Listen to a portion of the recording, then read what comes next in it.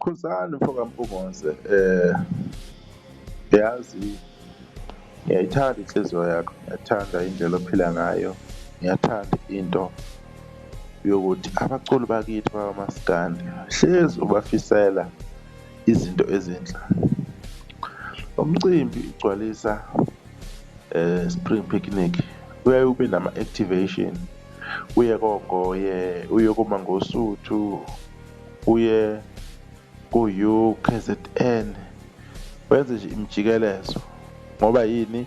Usuke uzama ukuwumaketha umculo and futhi abantu bebe aware ukuthi kuzoba ne-event. Uma uhamba nabaculi lapho usuke ubakhokhela, kodwa-ke kunephutha elenzakalayo. Uma uthi uyabheka ufuna ukudonsa abafowenu iy'ntokazi zakwenu ukuthi zithi kubaningi laphana kuyigcwala Spring Picnic, ubazame ubavulele indlela ukuthi bevoteleke bengene, kube naleyo top 10 leyo-ke. Iyona-ke leyo top 10 leyo-ke esibukisa ngawe. Sizofunda lapho udaba sesifike ekugcineni sithole ukuthi lihamba kanjani. Maskandi Promotion MP, izindaba ezibuhlungu sizizwa each and every day. Umfana osakhula kwezomculo uMayonnaise ekhala ngokuthi akaze ahole namanje kuyigcwalisa Spring Picnic. Inkinga lo mboy uthi abanye abaculi akaxhumana nabo bathi kade bahole. Right, utheni uMayonnaise lapha?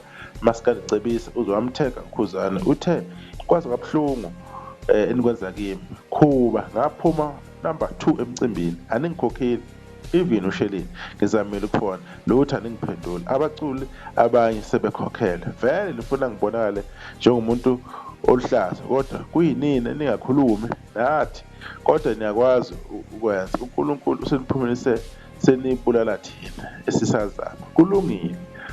Mayiqhubeka indaba, uKhuzani uyile kwipost yakhe umboy lo kwisho lo ini-ke uMaskandi Promotion wathi cebisa abaculi bakho abakhokhelwa ilaba bebezokhokhelwa u-Arts and Culture. Ngokwe-report kuthiwa wena wayenqaba uthumela imininingwane yakho kwa-Arts and Culture, wathi wena uqashiwe u-Arts and Culture. Sithe sesizama ukukukhokhela wathola ukuthi i-akhawunti wayithumela seyashintshwa, kwacela ukuthi uthumele ama-akhawunti amasha. Imali yakho ihlezi namanje ikulindile, thumela i-akhawunti kuZuma bhuti bese uyakhokhela. Wabuya uMayonnaise, malume usho lo Zuma ongizibayo kuyimanje kade ngayisa akhawunti. Wabuya uKhuzani, thumela ku-Tex, uzothumela kuThibela bhuti. Wasethi Vunye yenza into eshiwoyo. Bekubani lo? Bekuwandile Khanyile. Uyabona-ke lapha-ke uKhuzani bese ngenelela phela ngoba izinto mase iqala zifuna ukubosha igama lakho, kumele usukume. Lapha uKhuzani besenza-ke okungale kwamandla akhe, kodwa iphutha libe kuye-ke umboy lo abamshoyo ongakwazanga ukuthi abe professional. Vele le genge kanje ihleli ixhamazela yezinto ey'ningi ngesikhathi esisodwa. Into esizokwenzeka-ke manje kule category akuyona ebizobhatalwa Arts and Culture, if labanye thuthi abakhokhelekile ngendlela ethizeni mhlawumbe basalindile sebezobona ubani uyakhokhelwa yena, ebese mhlawumbe nabanye nabo befuna-ke imali. Kanti abaxhasi uma kuqashwa abaculi kunabantu abakhokhelwa abaxhasi, kunamanye abakhokhelwa mhlawumbe-ke ikhampani likaKhuzani, you understand, into enjengaleyo. Kodwa uma sekanje sekumahliphihliphi. Uma siqhubeka laphana-ke uKhuzani ube senza kanjani-ke, ube sekwenza lokho waqonda-ke semthatha. Wabhala futhi uMaskandi Promotion wathi umuntu omkhulu akade kusasa isingenile imali, siyabonga kakhulu ngeqiniso. Shuthi-ke iyo leyana-ke imali. Waseyabuya-ke uMaskandi Cebiso wathi siyabonga kakhulu khuba ngeqiniso lakho, kuyintokozo okwenziwa nathi sinawo amaphutha. Sekunjalo, angazi ukuthi inkulumo ephelele ithini. Uthi kuyintokozo okwenzile, alright. Indaba kanjalo okusho-ke useyitholile-ke imali, shuthi-ke usebhodlile-ke, right, akunankinga. Sithe sanake lokho wabuya futhi uMaskandi Promotion nepost uMagomede omuhle ethi eyakho imali uyifuna ngodle ezethu nomanzi, awusikhokhelile mona sicebisile owakini lo mhlaba ne qambotha kunzima kakhulu, shuthi sishayana-ke ngomshefezo, right. Engizokusho-ke mina kukodwa ngizohlala ngikukhuluma ilokhu ohlala ukwenza Khuzani kuhle, kodwa ufefe lakho nokucabangela abantu-ke ilokho kokuhlale ukufaka ekukhulumeni. ukuthi masikhuluma-ke ubathe sifuna ukukulawula ngento yakho, sifuna ukukutshela, kanti cha akunjalo. Yonke lento le yabantu othi uyabenzela ufefe aba-appreciate.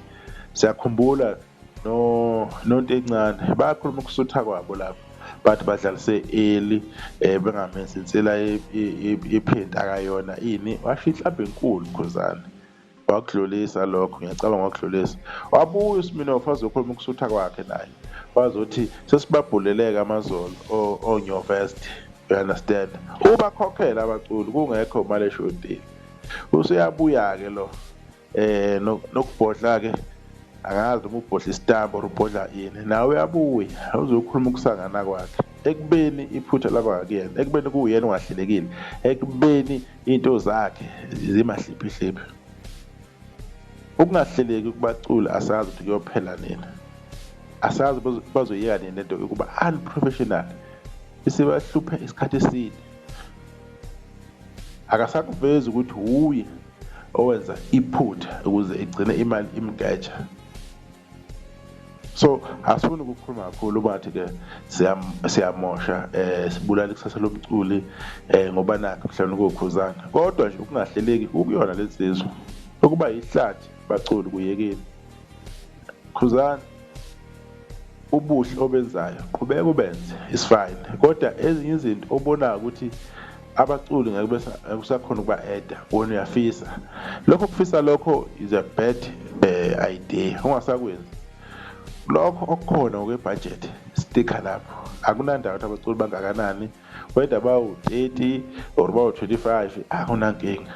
Ungalweli beze beko-45 ngoba uthi uzama ukubajabulisa. No, lowo mqondo loyo ukhiphe, ngoba ugcina uthola ini umshiphantsanga bese ukhuluma kanje, ngoba la bantu usebenza nabo, ingakho bethathe advantage because ukwi-space esifanayo nabo. Kulula ukuthi bekhuluma kanje because bacabanga ukuthi umngane wabo, bacabanga ukuthi ujwayelene nabo, bacabanga ukuthi mhlambe nini-ke nihlale niphuze ubhiya somewhere nixoxe ngezinto, ingakho bezokhuluma nje.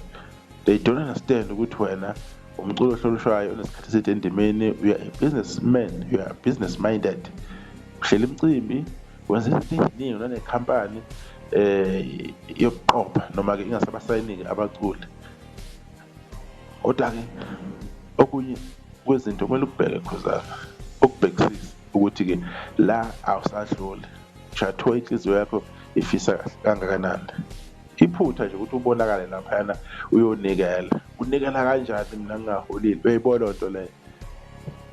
Umuntu a-understand ukuthi le imali yakho oyisebenza kanzima, nawe eholayo ngokuthi uhambe emicimbi.